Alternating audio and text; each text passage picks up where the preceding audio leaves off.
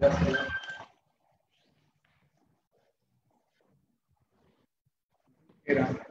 Solo tenés que poner un comentario que no estamos dejando un espacio así.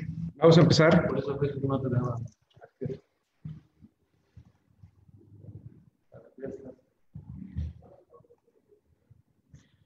Ok. Muy buenas tardes a todo el auditorio que nos está escuchando a través de la página de la Comisión de Derechos Humanos y a través de la cuenta en Facebook CDH Puebla. Les doy la más cordial bienvenida a esta conferencia que tenemos el día de hoy. Es una conferencia muy importante y de gran actualidad. Hoy nuestra ponente nos hablará sobre la violencia de las niñas y adolescentes por razón de género, que es un tema, como dije anteriormente, muy importante, ¿verdad? Y que pone a las niñas y adolescentes en una desventaja enorme por esta violencia que impide construir, pues, relaciones de igualdad y entornos sociales saludables. Por eso el día de hoy queremos, con esta ponencia, aquí en la Comisión de Derechos Humanos, apoyar mediante información y conocimientos de nuestra ponente para dar las bases a todas esas niñas y mujeres para que puedan empoderarse y de esa manera evitar en un futuro esa discriminación y violencia por motivos de género. Sin más preámbulo, me gustaría presentar a nuestra ponente. Nuestra ponente es la maestra Rosa Carmina Parada Aguilar. Voy a leer brevemente su currículum. Ella es licenciada en Derecho con mención honorífica por la Escuela Libre de Derecho de Puebla, con la tesis titulada Principio de relatividad de las sentencias de amparo y su inconstitucionalidad. Maestra en Derecho con mención honorífica en Constitucional y Amparo por la Universidad Iberoamericana Plantel Centro y el Instituto de Investigaciones Jurídicas de la UNAM.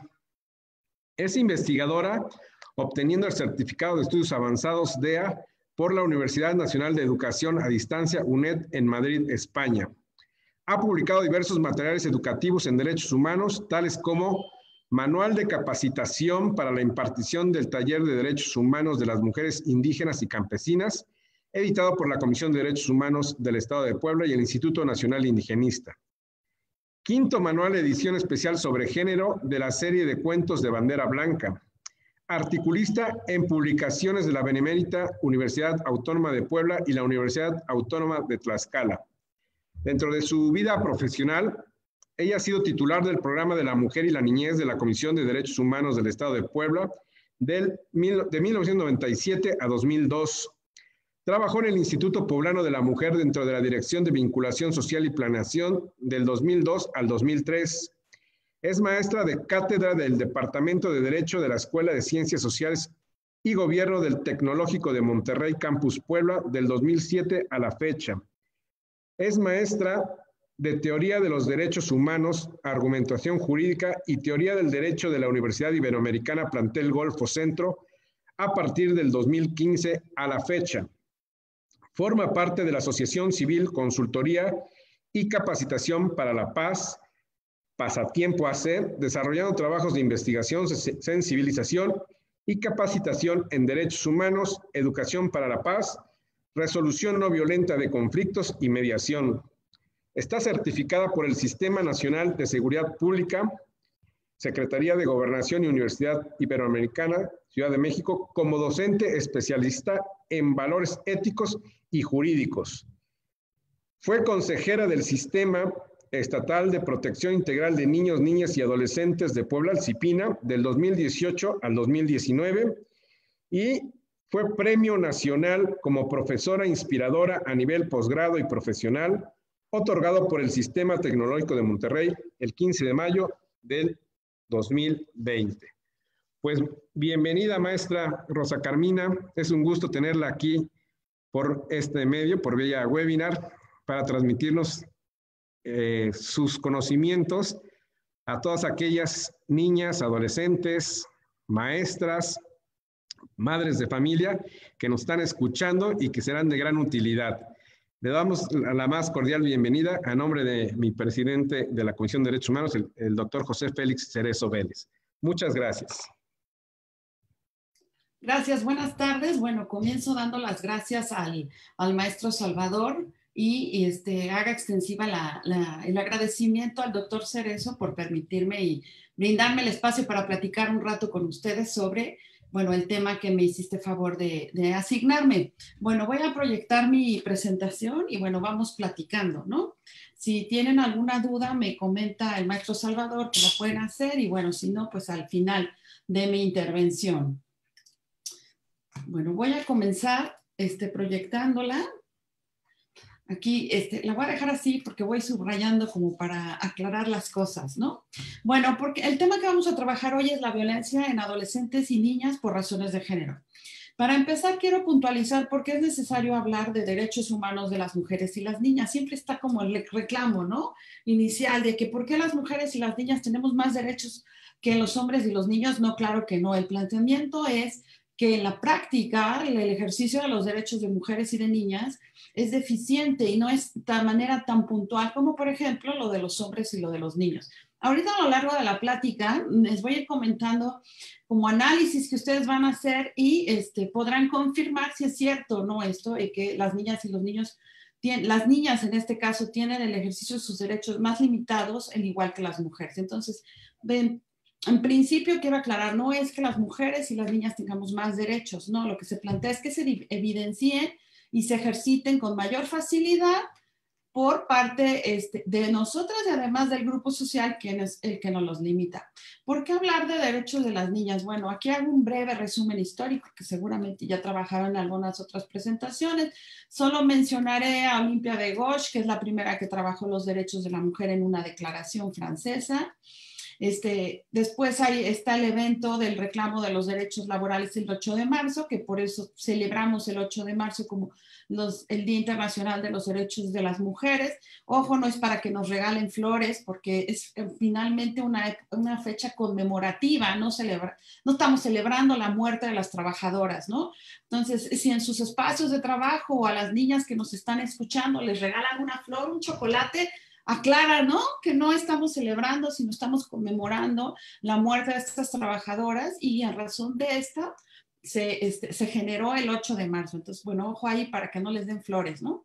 Luego tenemos el 1910 se establece el 8 de marzo como Día Internacional de la Mujer y la Asamblea General de las Naciones Unidas la reconoció en 1975 como una celebración oficial del Día Internacional de las Mujeres. Los derechos humanos, como ustedes saben, si todos los tenemos por igual, hombres y mujeres, se pueden definir como esa serie de libertades fundamentales que te facultan para hacer lo que tú quieres, siempre dentro del marco de no violentar los derechos de las demás personas. ¿Cuál es el fundamento de los derechos humanos? Nuestra naturaleza humana.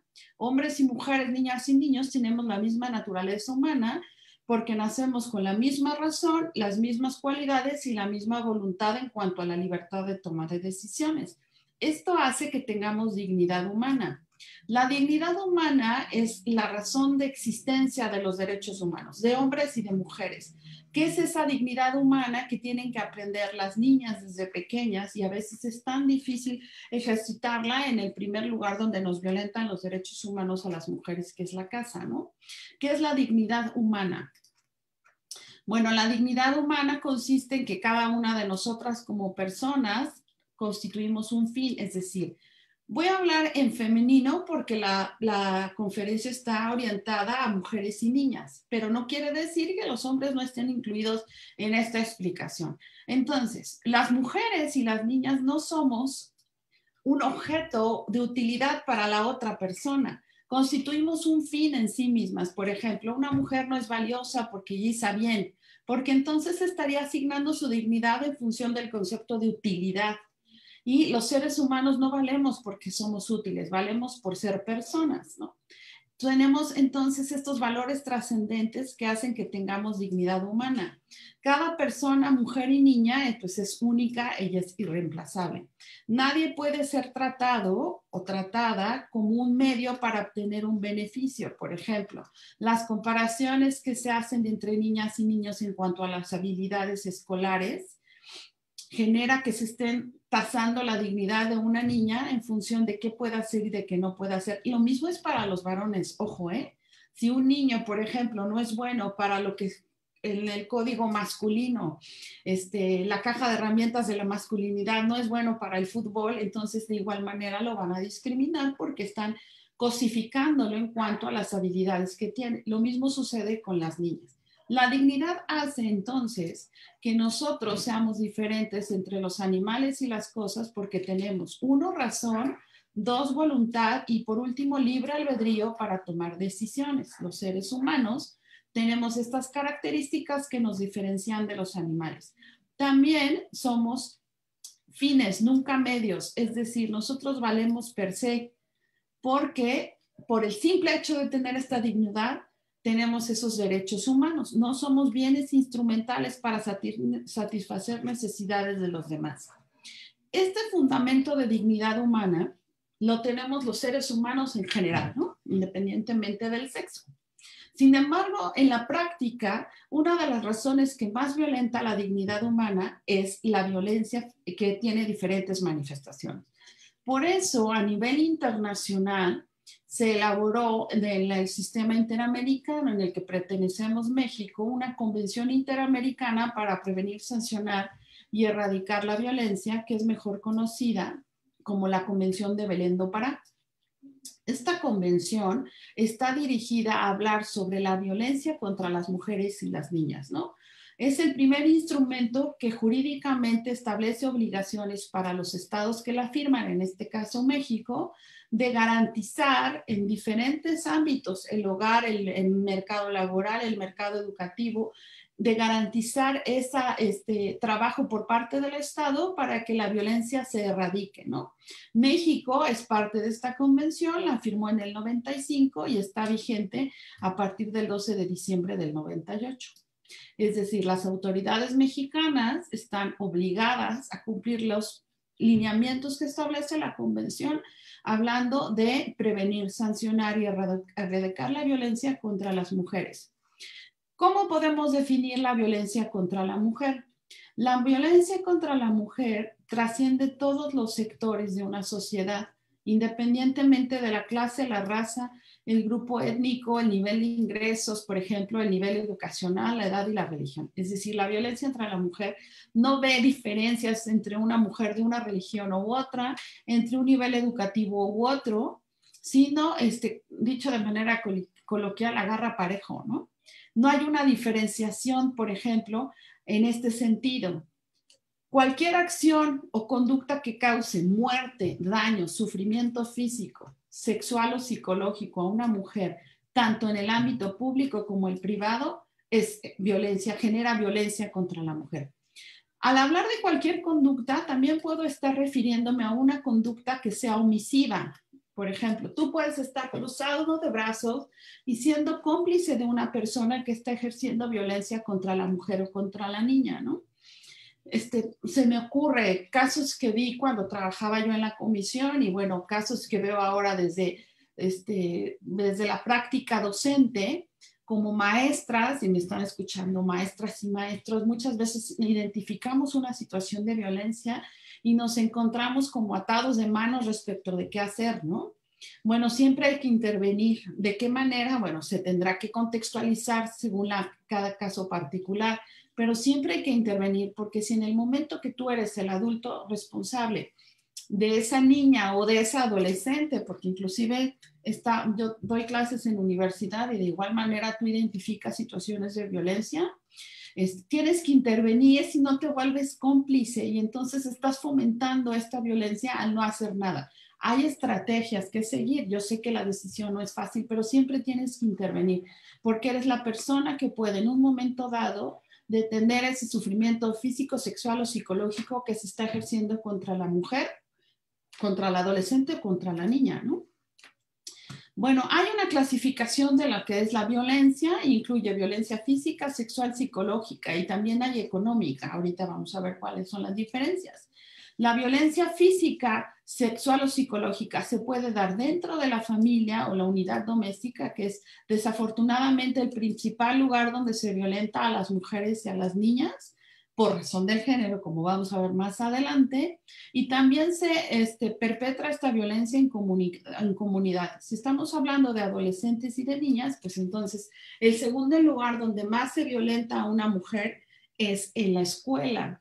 Las adolescentes, ahorita vamos a ver cómo se ha configurado, se ha acuñado un término nuevo que se llama neosexismo, es decir, en estas relaciones que tienen con sus pares, con mujeres de la misma edad o con varones de la misma edad, y es en comunidad, es en la escuela, el grupo de los amigos, a donde van a jugar en la colonia. Bueno, ahorita no salen, pero cuando salgan, ¿no? Y el acoso cibernético que está terrible para, por ejemplo, las adolescentes y las niñas, ¿no? En comunidad, entonces, también se da la que es perpetrada o tolerada por el Estado o sus agentes, ¿no?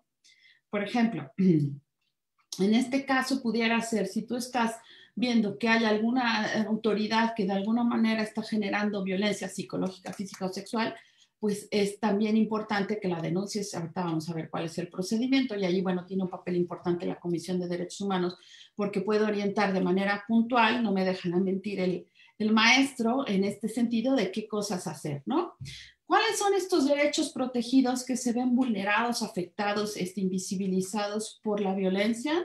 El respeto a la vida, el respeto a la integridad físico-moral, la libertad y la seguridad de las personas. ¿Cuántas veces, por ejemplo, hay una violencia contra derechos de los menores? Por ejemplo, pensando de las niñas. Y uno de los progenitores amenaza con secuestrar y llevárselos o desaparecer, ¿no? En este caso está en peligro la libertad y la seguridad de esa niña. El sometimiento a torturas y que se respete la dignidad inherente a su persona y se proteja a su familia. Y de igual manera la igualdad a la protección de la ley ante la ley, ¿no? Su libertad de asociación, por ejemplo, hablando de adolescentes, esta es una de las principales causas de violación de sus derechos por género. Cuando a la pareja, el novio, estoy hablando de adolescentes, les prohíbe, por ejemplo, que vayan con amigos, les tienen revisado el celular, el WhatsApp, etcétera, están prohibiéndoles su libertad de asociación, no ya para que vea a la familia, sino para que conviva con otros adolescentes de su edad, ¿no? El derecho a un recurso sencillo y rápido ante los tribunales competentes, ese es otro de los derechos.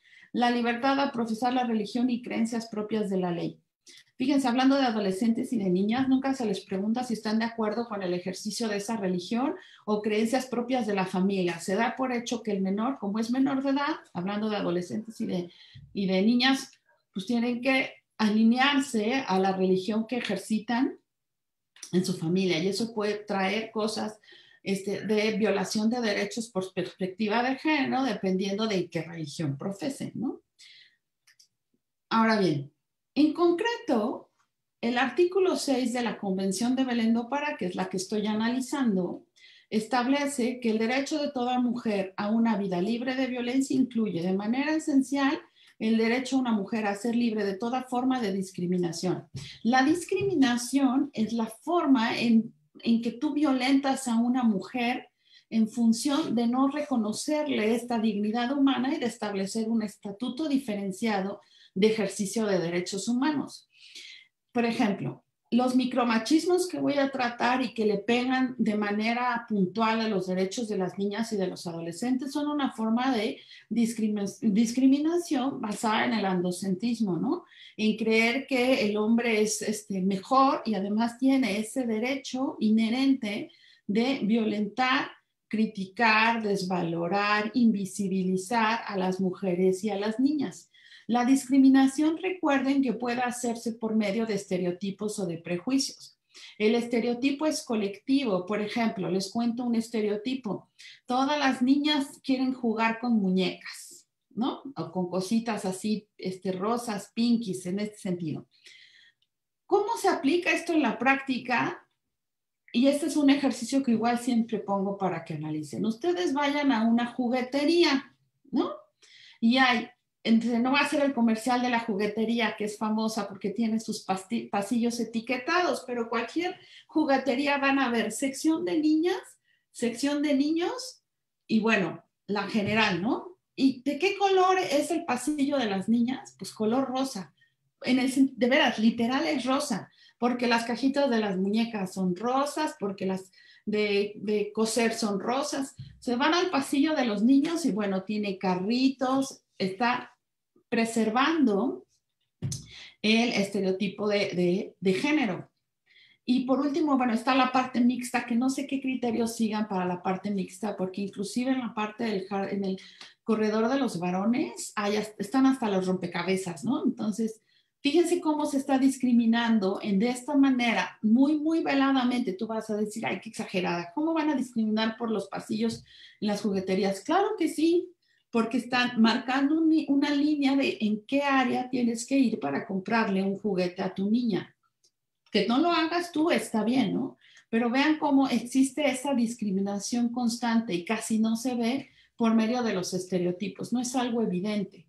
Y el prejuicio tiene que ver con creencias que tú tienes de manera individual respecto de lo que deben de ser las mujeres y los hombres, pero es individual. Las dos discriminan y las dos afectan los derechos de la mujer y de la niña.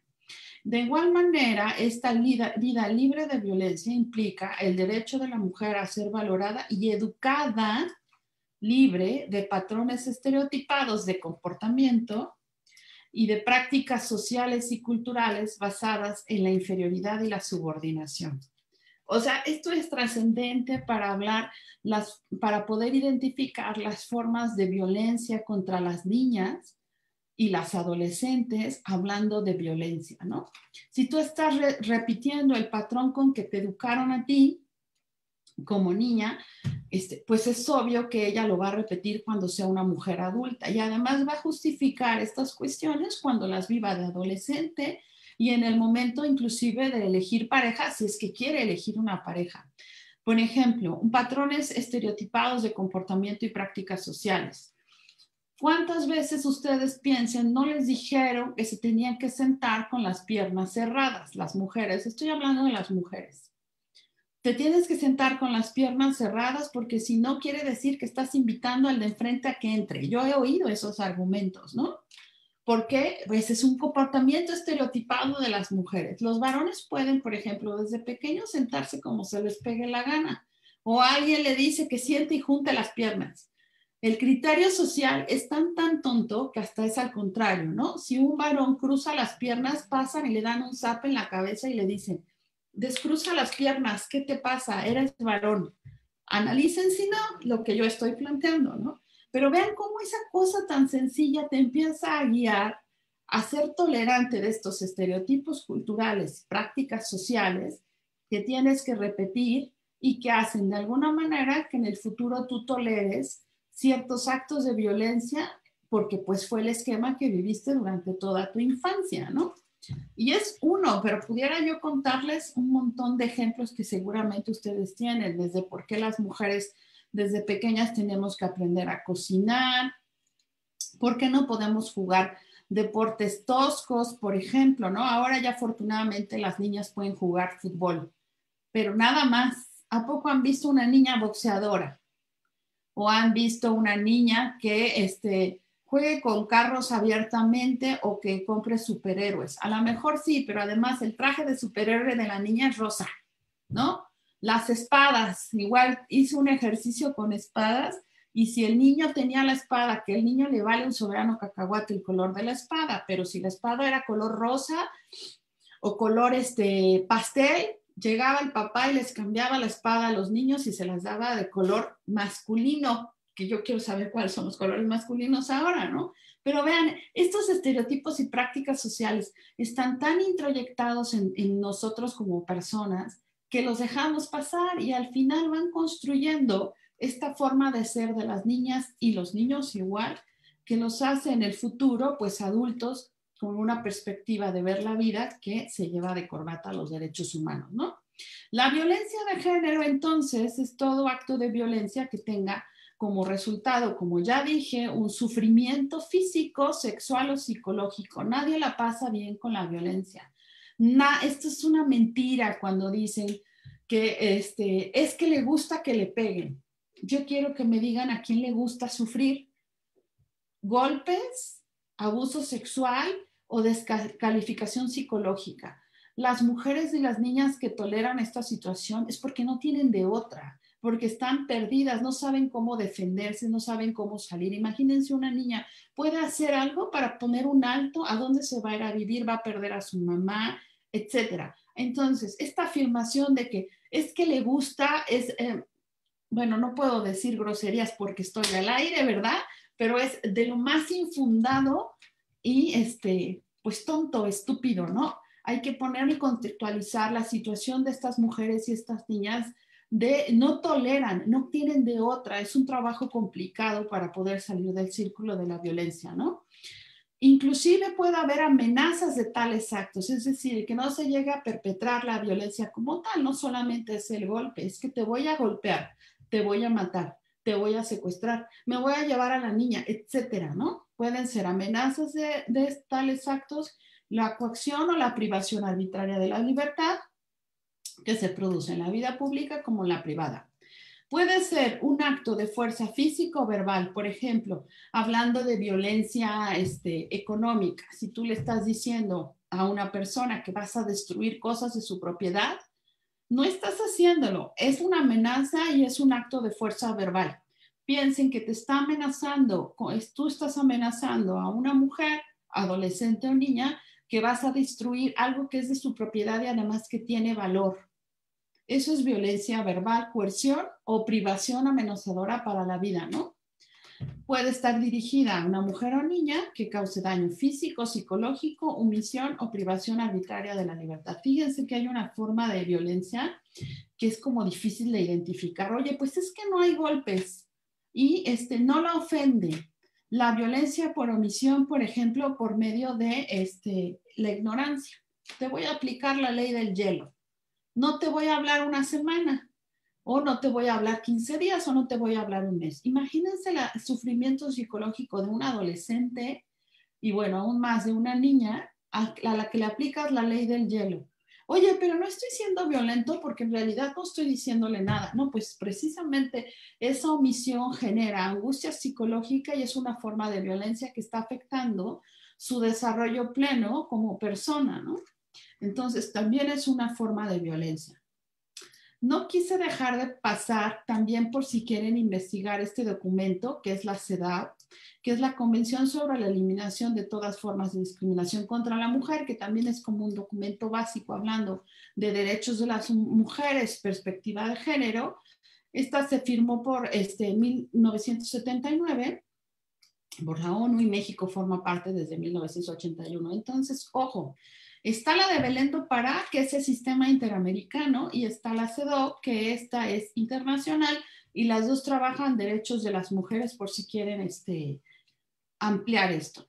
Bueno, ya expliqué lo que era discriminación, solo quiero hacer referencia en esta parte y en la CEDAW, que habla en el artículo primero para que vean cómo es la principal forma de poder afectar los derechos de una mujer, adolescente y niña, es la discriminación contra la mujer y esta puede ser una distinción, exclusión, restricción basada en el sexo que tenga por objeto o por resultado menoscabar o anular el reconocimiento, goce y ejercicio por la mujer, independientemente de su estado civil, de los derechos que le corresponden por ser persona, el ejercicio de sus libertades fundamentales, sus derechos económicos, sociales, políticos y culturales, que deben de ser reconocidos por cualquier, por cualquier órgano estatal.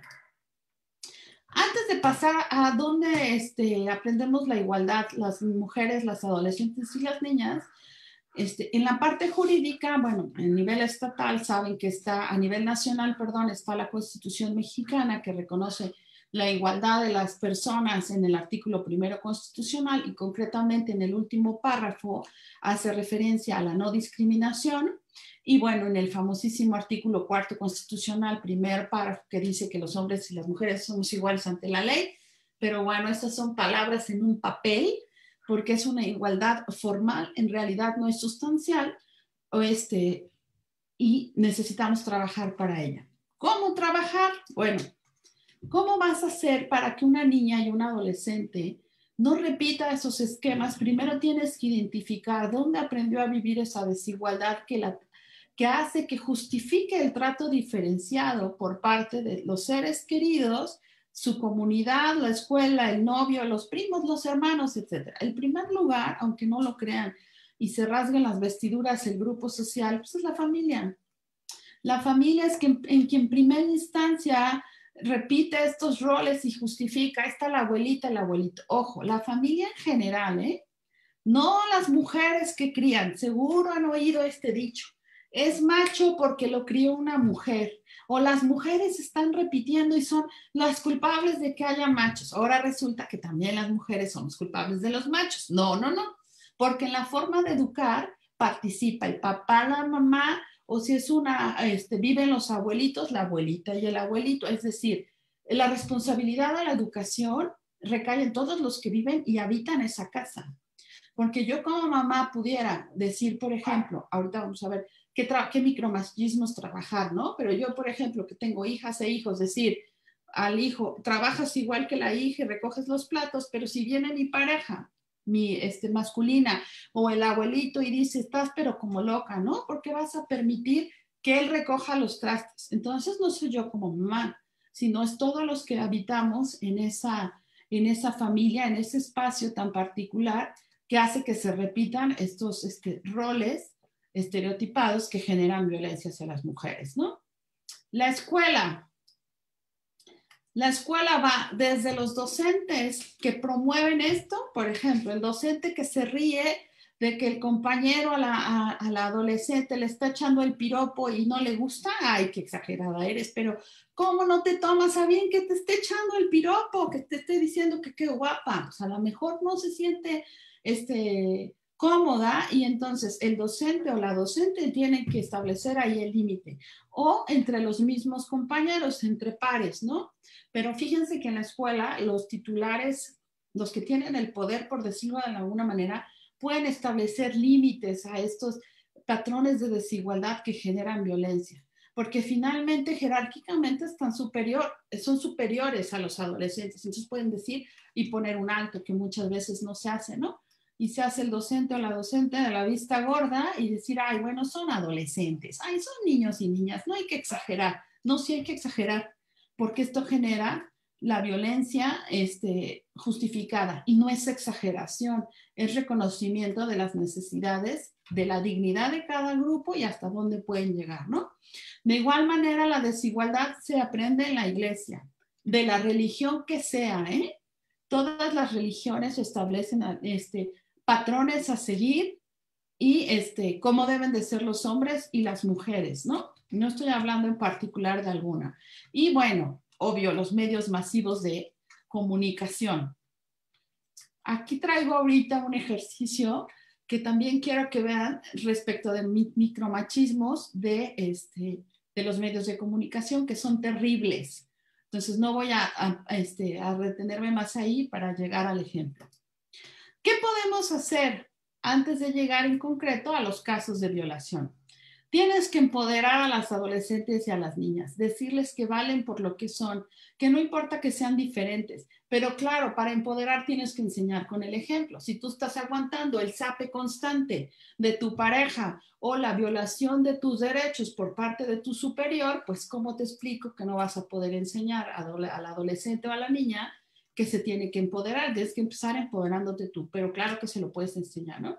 Tiene que haber un proceso de transformación de las relaciones de poder existentes mediante un mayor control en los recursos de poder. Le tienes que decir a esta persona que está sufriendo afectación en el ejercicio de sus derechos que claro que puede y que tiene que desarticular esa ideología de poder, pero ¿cómo? A partir de su valoración.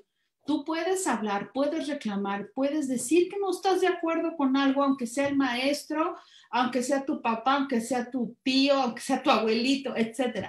Estas ideologías del poder androcentrista, tienes que cuestionarlas y decir que sí se puede. Es complicado porque pagas precios, claro, en esta vida nada es gratis, ¿no? Entonces pongo un ejemplo práctico en la escuela. Si en la escuela hay una maestra o un maestro, algún docente que genere, por ejemplo, esta desigualdad que va a terminar como violencia, tú tienes que enseñarle a la niña que alce la voz y diga, oiga, maestra, alto, ¿no? Está generando una discriminación al, por ejemplo, otorgarle mejor calificación al niño porque sus consentidos son los niños que a las niñas. Esa niña va a tener que pagar un precio, pues sí, hay que ser realistas, ¿no? Seguramente la maestra o el maestro se pondrán violentos, le dirán que es grosera, que está faltando al respeto, pero no, tú puedes defender derechos y alzar la voz sin ser violenta, esa es la clave, ¿no? Lo que vas a hacer es evidenciar esa injusticia que se está dando por ideología de poder. La consecuencia va a ser que a lo mejor el papá y la mamá van a terminar hablando en la dirección y bueno, ahora como es todo por vía mail, te llegará el correo de que hay reunión Zoom con el director o con el asesor y la maestra. No importa, valió la pena, porque está esa desarticulación de la ideología del poder. Ahora ya sería el colmo que reprobaran a la niña y el niño, pero si tú como adulto vas y hablas, le estás enseñando que le crees dos, que no se deja el resultado injusto de una acción por parte de ideología del poder, y 3, que nunca debe de quedarse callado. ¿Por qué? O callada, ¿no? En este caso hablando de las niñas, porque nada justifica que le violenten su dignidad humana. Entonces, claro, es un ejercicio que tiene consecuencias. Sí, el ejercicio de los derechos humanos siempre trae consecuencias positivas y en lo que vamos cambiando la idea de la sociedad, pues habrá que aguantar algunas consecuencias negativas, pero bueno, el chiste es estar ahí, ¿no? Esta desarticulación, por ejemplo, puse lo de la ideología del poder. También tiene que ver con los bienes materiales. Por ejemplo, una mujer va a dejar de sufrir violencia si por lo menos tiene un sueldo, ¿no? Y sabe cómo va a mantener a sus hijos, a sus hijas, ¿no? Recursos intelectuales. Hay que informar a las niñas y a las adolescentes de qué pueden hacer, dónde pueden denunciar, que no tienen que aguantarse, pero no justificando. El grupo social y los medios tienden a justificar esto. Ahorita quiero llegar al ejemplo para que lo vean. Y la ideología. Hay que institucionalizar que los derechos humanos no son para delincuentes, sino son una herramienta particular que tenemos como personas y como ciudadanos en un Estado de Derecho que hace que el otro tenga que respetármelos. Y no es que quiera, no es una graciosa concesión del Estado los derechos humanos, ni del otro. Ay, es que, ay, tengo un esposo que me ayuda en casa, fíjense qué suertuda. No, es repartición igualitaria de, por ejemplo, de actividades en la casa y no eres suertuda y te ganaste la lotería. Es la repartición equitativa de las labores que tiene que ver con que son humanos los dos y los dos tienen derecho de compartir las responsabilidades. Este proceso de empoderamiento, bueno, primero tienes que tomar conciencia, es decir, te tiene que caer el 20 para que se lo puedas enseñar a la niña y al adolescente, y lo entienden perfecto, ¿eh? Entender cómo estas estructuras sociales perpetúan la opresión y que además no estás de acuerdo. Cambiar los valores del orden social, que es injusto y no natural, por una responsabilidad colectiva. Ojo, yo no estoy diciendo que las personas que se van a empoderar se van a lavar las manos de sus responsabilidades. No, van a asumir la toma de conciencia de esa responsabilidad colectiva, pero equitativa. Niñas y niños, adolescentes por igual. Organización de colectividades para el rompimiento del aislamiento individual. Cuando, por ejemplo, una niña o un adolescente le pone alto a la violencia, automáticamente la aíslan. ¿Por qué? Porque está contradiciendo, poniendo entredicho lo que el grupo social establece como correcto. Entonces, finalmente necesitas ahí organizarte para que generes ese rompimiento del aislamiento y evidencies que hay una violencia ahí de por medio que no se debe de tolerar, ¿no? Nuevas concepciones de poder, como lo decía, y formas democráticas de poder compartido, es decir, todos pueden decidir. Ahora bien, ¿por qué esto en la práctica no es sencillo? Porque hay diferencias sexuales sobre las cuales se asigna una distribución de papeles sociales que constituyen el género.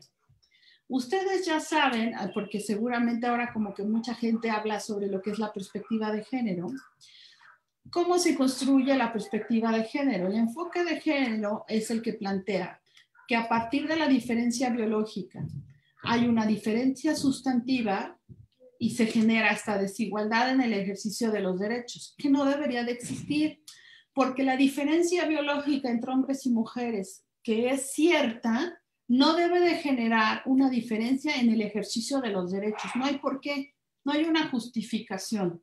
Sin embargo, en la práctica existen lo que se llaman las brechas de género. Estas brechas de género son las que nos muestran que esta diferencia, que es biológica y que es cierta, genera en la práctica que las niñas y las mujeres no tengan el mismo ejercicio de los derechos por razón de su sexo.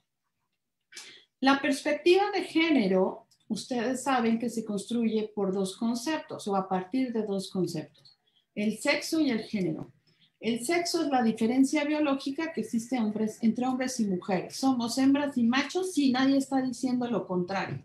El género, sin embargo, es el conjunto de características sociales que se le atribuyen a una persona en función de su sexo.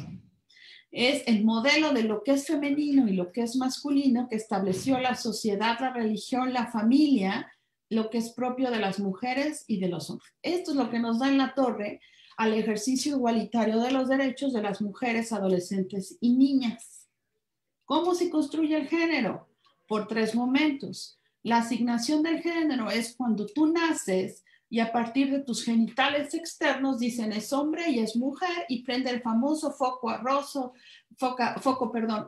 o azul, ya te asignaron tu género. La identidad de género se da cuando tienes entre 3 y 4 años de edad y, por ejemplo, te regalan juguetes. Entonces tú dices, no, pues soy niña porque a mí me dan muñecas, cocinas, burros para planchar, escobas, etcétera, ¿no?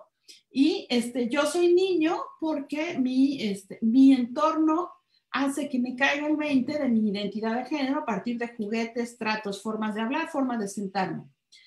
Cuando tú juntas la asignación de género y la identidad, entonces te asignas un rol y dices, no, pues tengo que ser mujer y el rol de feminidad socialmente establecido, bueno, pues es que sea linda, débil, que no diga groserías en público, que no me siente con las piernas abiertas, que me depile el cuerpo, etcétera, ¿no? Es cuando asignas, tomas este rol.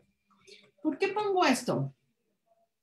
Porque fíjense que a los adolescentes, sobre todo a las adolescentes, las violentan en sus derechos a partir de su género.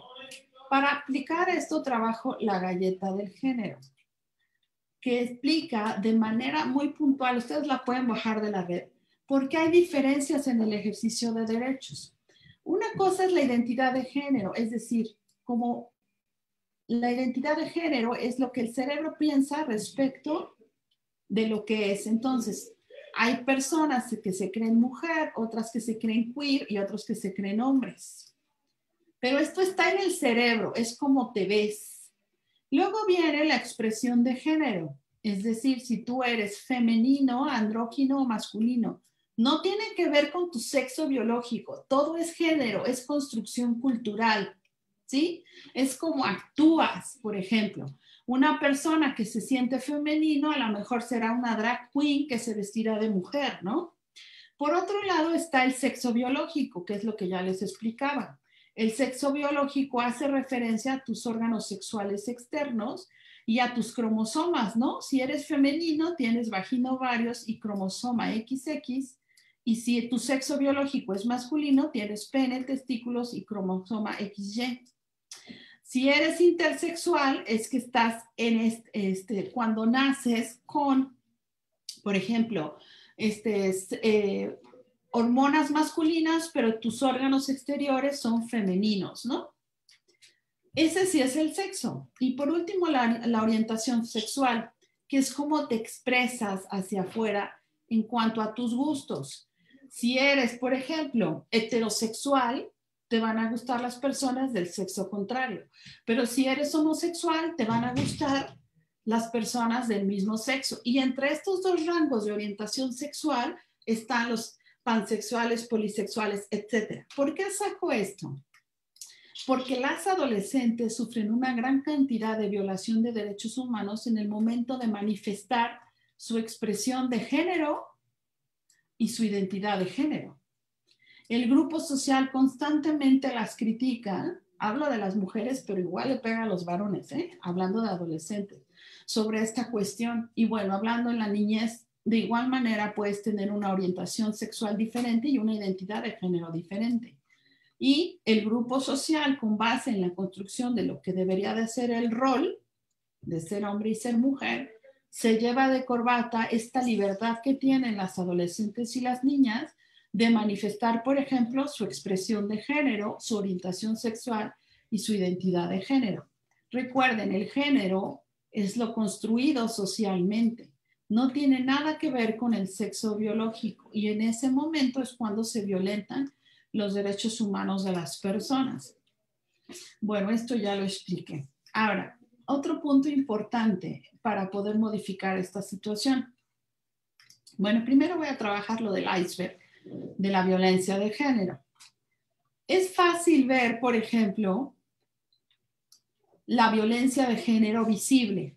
Esta es la forma explícita, ¿no?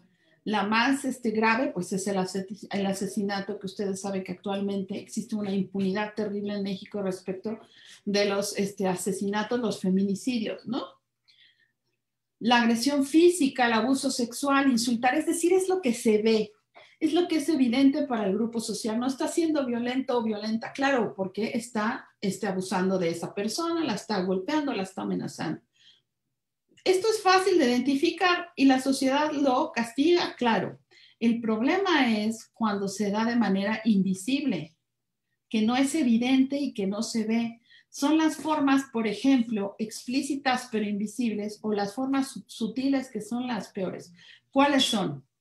Por ejemplo, humillar, despreciar, el ignorar, que les decía yo hace un rato, ¿no? La ley del hielo es terrible porque es una forma explícita, invisible de violencia de género. El chantaje emocional. Me voy a suicidar si me dejas, por ejemplo, entre adolescentes, ¿no? Que se usa. Ese es chantaje emocional, invisible y está generando violencia. Pero las aún más terribles, por decirlo de alguna forma, son las formas sutiles, que me voy a referir ahorita a ellas, ¿no? Ese es el humor sexista que se da, el controlar la publicidad sexista, la invisibilización, el lenguaje sexista y los famosísimos micromachismos, que hablando de niñas y de adolescentes no saben cómo existen en su mundo y además se perpetúan los roles hablando de estos micromachismos. Y claro, como la identidad de estas personas, esta información hablando de una niña y de un adolescente, le pegan duramente, por ejemplo, a la conformación de su seguridad y de su forma de ser, de valorarse, ¿no? Desde esa edad empiezan por medio de los micromachismos, el lenguaje sexista, la invisibilización, a construir esta idea diferenciada de lo que deben ser las mujeres y justifican esa violación en cuanto a sus derechos. Bueno, quiero tomar aquí, antes de pasar a la publicidad que voy a analizar para terminar la plática, sobre los micromachismos. Y ¿se acuerdan que decía yo sobre los colores y sobre los juguetes? ¿Cuáles son los 5 micromachismos que se tienen que trabajar con las niñas y con los niños igual, pero hablando de las niñas? Los colores no tienen género. Tradicionalmente hay colores de mujeres y colores de hombres. Esto no tiene ninguna razón de ser. ¿Alguien sabe cuándo inició esta diferenciación de colores? No.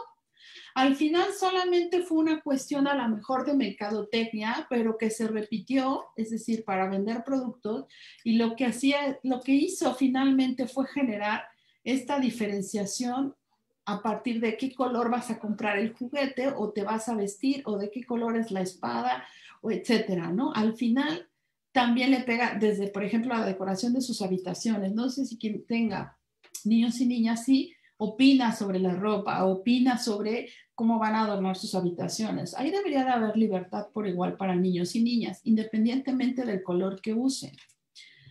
Igual, las famosísimas tareas del hogar, desde que son niñas y niños deben de compartir las tareas, pero aunque no lo crean, todavía no se reparten estas tareas en la casa, tan sencillo como recoger lavar los trastes, servir la comida. Yo sé que muchas familias ya lo hacen, pero todavía hay una gran cantidad que establece esa diferenciación, repitiendo este micromachismo en función de cómo te educaron antes, ¿no? Los juguetes, igual, no deberían de ser productos exclusivos de un género. Pudiera cualquier niño o niña entrar a una juguetería y encontrar los juguetes revueltos y no clasificados hasta por colores y por pasillos, ¿no? Porque la diversión no depende de si eres hombre o eres mujer, sino de lo que te gusta. Y ahí va la pregunta. Si tú tuvieras un niño, ¿dejarías que comprara, por ejemplo, un salón de belleza, estos que venden para pintar? ¿Lo dejarías porque quiere? O, por ejemplo, hablando de una niña que comprara algún juego de mecánica y de arreglar coches, pues a lo mejor sí, ¿no? Pero vean cómo también estos juguetes, o a lo mejor no, a lo mejor estos juguetes sí marcan diferencias en el desarrollo de la sensibilidad de mujeres y de hombres. Entonces no es que las mujeres no tengamos habilidades para el manejo, a lo mejor no nos dejaron jugar con autos desde pequeñas, ¿no? O los hombres no sean buenos para qué. Es que los hombres en un mundo androcentrista son buenos para todo, pero no sé, no son buenos para cuidar bebés, por ejemplo, que eso es algo cierto, ¿no? Cuando un bebé nace, se lo prestan inmediatamente al papá para que lo cargue, pues a lo mejor sí, pero la mamá, las abuelas y las tías cacatúas alrededor están temblando de si va a cargar bien al bebé, por ejemplo, porque no jugaron con muñecos, ¿no? Entonces, ojo, también, hablando de los deportes, aquí dice lo de marcar goles. En realidad las niñas ya pueden jugar fútbol, pero no solamente habla de los deportes como el fútbol, sino otros deportes a los que se puedan dedicar niñas y niños por igual y haya, por ejemplo, ligas escolares que las trabajen. Las profesiones, de igual manera, desde que son niñas, permitirles que jueguen, por ejemplo, a ser policías, bomberas, astronautas, y a ellos, enfermeros, cocineros, modistas, etcétera. Es decir, las profesiones tampoco tienen que estar etiquetadas, ¿no? Pero a ver, para poder educar en esa igualdad, hablando de las niñas, primero como padre o madre y además en la escuela tienen que identificar estos micromachismos que se perpetúan al no permitir, por ejemplo, que una niña elija una profesión o un niño pueda, por ejemplo, comprar un juguete como salón de belleza o estas cosas que maquillan, ¿no? Estos micromachismos están presentes también con las adolescentes. Se ha acuñado un concepto nuevo actualmente que es el neosexismo, es decir, las adolescentes actualmente ya aceptan la igualdad igual que ellos, ¿no? Forman parte de esta nueva cultura en donde sí reconocen la igualdad de los sexos, dicen que pueden hacer lo mismo y en realidad no hay una marcada diferencia entre unas y otros. Sin embargo, este neosexismo lo que hace es que a pesar de que hay un posicionamiento público a favor de la igualdad, en la práctica cotidiana, lo que no se ve, siguen manteniendo esas reticencias y rechazo profundo hacia lo femenino por medio de los micromachismos. Sí hay una socialización diferencial. De este modo, por ejemplo, aunque parece que ya se consiguió la igualdad entre el grupo adolescente, hay sutiles actos de violencia que sí discriminan a las adolescentes. A partir de las estadísticas y las investigaciones que se han hecho, por ejemplo, un problema serio son las redes sociales. ¿Cómo las controlan las redes sociales? Ellos a ellas. ¿Dónde estás? Dime tu ubicación, con quién hablaste, por qué estás conectada, estás en línea, con quién estás hablando, etcétera.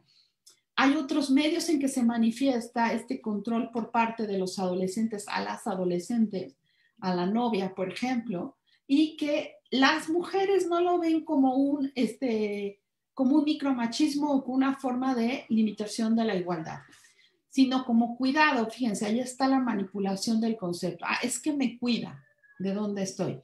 Pero si ella se lo aplica a él, entonces es que eres una celosa loca que quiere saber dónde estoy. Dicho por las palabras de los adolescentes. Este es el neosexismo que se da. Pero si tú le enseñas a una niña adolescente, a un adolescente que no tiene por qué limitar su libertad ni decir dónde está y puede tomar sus decisiones, bueno, pues vas a estar entonces de alguna manera desconfigurando esta nueva idea de igualdad aceptada, pero que en la práctica no se aplica. Para terminar mi intervención, quiero ponerles algo que sucedió en los medios y que, bueno, generó una gran cantidad de discusión por parte de adolescentes y, bueno, igual de adultos, ¿no? Al inicio de mi plática decía yo que los medios de comunicación es uno de los detonantes, por ejemplo, de la violencia hacia las mujeres vía micromachismos. Bueno, hay un youtuber que es un influencer de parte de los adolescentes que se llama Luisito Comunica y subió esto a sus redes sociales. Hasta se los voy a hacer grande para que me digan qué opinen cuando, bueno, lo vean. Subió esto en su Instagram, que es una red social de adolescentes y, bueno, de gente joven. Y pone aquí que está promocionando el mezcal, tus nalguitas serán mías, y tiene a la novia. Esta chica es su novia, ¿no? Y, bueno, le está señalando y haciendo así. Claro, las redes explotaron porque esto es un micromachismo. Se traduce finalmente en que si compro el mezcal y te encueto, tus nalguitas serán mías, ¿no? Bueno, hubo una disculpa pública de él que sí se había pasado, pero no bajó la publicidad de su sitio, por ejemplo. Y la discusión que se generó, por ejemplo, entre adolescentes era unas que reconocían el micromachismo que estaba evidente en la publicidad y otros que decían qué exageradas, ya ni se puede publicitar un mezcal. Bueno, aunque no lo crean, esto es un micromachismo porque está promoviendo la violencia hacia las mujeres. Pero vean cómo los medios de comunicación todo lo ponen así como, no, qué exagerado, no le dan la importancia de lo que implica. Bueno, les cuento el final de esta historia. Luisito Comunica es tan inteligente porque es inteligente y le pagaron una lana por esta publicidad, obvio, que 3 semanas después sube esta, en donde ahora es la novia la que está enseñando el mismo mezcal y él es el que está enseñando las pompas, ¿no? Bueno, igual se generó toda una explosión de redes sociales diciendo que inteligente, que había volteado los papeles y que ahora sí no había mujeres, por ejemplo, que reclamaran, hombres que reclamaran que se estaba cosificando, volviendo cosa a Luisito Comunica. Bueno, aquí terminó la historia, no bajó ninguna de las dos publicidades y, bueno, él se ganó su dineral por la publicidad del mezcal. El grupo de mezcaleros productores dijo que era una falta de respeto que se llamara el mezcal así y que la publicidad la hicieran así. Lo grave aquí del problema es cómo socialmente se justifican estas acciones y esta es una de miles. Les podría yo poner ejemplos, por ejemplo, de las canciones de reggaetón. No sé si han oído las canciones de reggaetón. Para mí la peor es la Yepeta. Escúchenla. Las canciones de reggaetón, ya sé que son buenas para bailar y los adolescentes las justifican y las aman, pero están promoviendo la violencia hacia las mujeres de manera terrible. Solo hay que sentarse a escuchar una letra y ver en qué grado de violencia están. Lo terrible es que se socializan como si no lo fueran. Aquí recuerdo también este caso práctico de una maestra de kinder que la expulsaron de la escuela porque para un festival infantil de niños y niñas de preescolar los puso a bailar una canción de reggaetón en la que, bueno, generaba un montón de violencia. Habría que cuestionarnos ahí qué tan importante es repetir, por ejemplo, estos estereotipos y estas cuestiones publicitarias. Yo les estoy diciendo de esto, pero están las canciones de reggaetón, están los comerciales de la televisión, etcétera, en donde sexualizan a las niñas y a las adolescentes por una cuestión de interés publicitario. No puedo dejar pasar el lenguaje inclusivo. Ya sé que hay muchas personas que dicen, ya van a empezar con sus niñas, niños. No, el lenguaje inclusivo es fundamental para generar igualdad en el ejercicio de derechos de las adolescentes y las niñas, ¿no? Y aquí tengo a esta escritora que es Margaret Atwood, que nos dice, ¿no? Una palabra después otra palabra, hasta que no nos acostumbremos a incluir a las mujeres en el mundo, palabra por palabra, y hablando en femenino y masculino, no vamos a poder hablar de que se está trabajando contra la violencia hacia las mujeres, ¿no? Y bueno, para terminar, yo sé que hay mucho trabajo por hacer todavía, pero es importante, como lo dice Eduardo Galeano, ¿no? Mucha gente pequeña en lugares pequeños, haciendo cosas pequeñas, puede cambiar el mundo. si no empiezas por cambiar tú en tu esfera particular, no repetir los micromachismos, no reírte cuando dicen un chiste sexualizando o violentando a las mujeres, no justificando, ay, qué exagerados, qué tanto es tantito, ¿no? Esta construcción social de no tolerar estas cuestiones sí se puede implementar. Claro, tenemos que hacer mucho trabajo, concientizarnos y un tercer punto, no oír la crítica que vas a escuchar del de junto, porque el de junto va a querer repetir el esquema social que es muy cómodo. Somos como borregos, ¿no? Es más fácil repetir el esquema colectivo que plantear y decir no voy a hacerlo porque es incorrecto y se te va a echar encima. Pues sí, pero si es incorrecto y si violenta derechos humanos, ¿por qué lo vas a repetir, no? Y bueno, el lenguaje inclusive es fundamental que ellas, las niñas y las adolescentes, empiecen a hablar así y a hacerse visibles en el mundo, ¿no? Bueno, esta es como una plática pequeña, hay un montón de cosas que platicar sobre este tema, sobre, por ejemplo, el respeto de la tendencia y de la manifestación sexual de las adolescentes y de las niñas, que está muy, muy criticado. Pero bueno, hay muchos bastiones para trabajar, pero lo importante es que no bajemos las manos y pensemos que no se puede hacer nada. Bueno, pues sería todo, maestro Salvador, no sé si quisiera agregar algo o cerrar de alguna manera. Perfecto, ¿no? Fue una excelente conferencia. Realmente tuvimos muchísima participación por parte de todos los que nos escuchan. Son conocimientos que realmente espero que todas esas niñas y adolescentes que nos escucharon el día de hoy los tomen mucho en cuenta para que vayan empoderándose y de esa manera, poco a poco, vayamos quitándonos esos estereotipos, ¿verdad?, que nos afectan tanto a nuestra sociedad y esa discriminación. Pues yo te agradezco, maestra Rosa Carmina, por esta conferencia a nombre de la Comisión de Derechos Humanos. Muchísimas gracias. No sé si quieras concluir con algún otro punto.